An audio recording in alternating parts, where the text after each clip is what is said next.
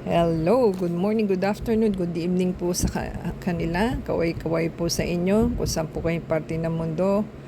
Hello po sa inyo, kamusta po sila? This is Milling, you are tuned into Milling's TV.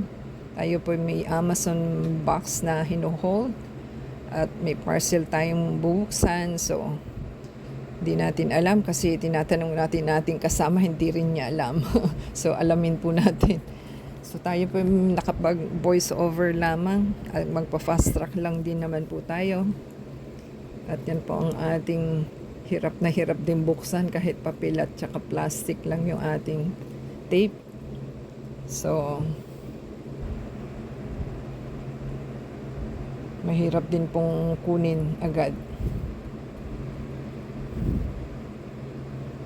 So ating pong sisilipin kung ano pong ating item para po ma-share natin sa inyo.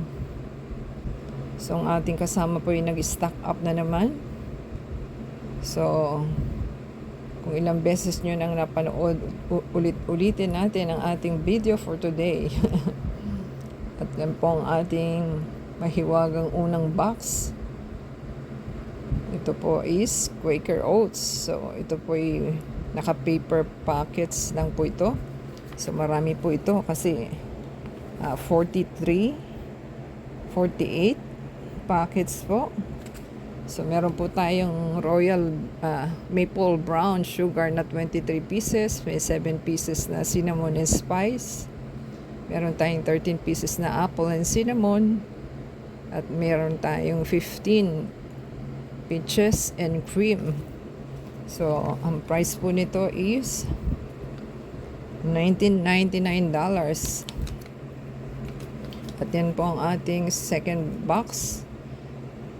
So, ang ating box is mahirap pong kunin at mabibigat po siya.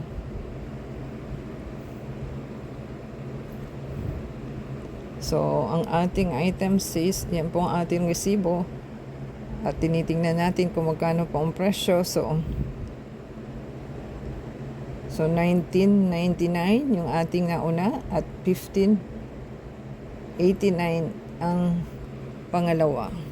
So ito po yung may 12 cups po tayo.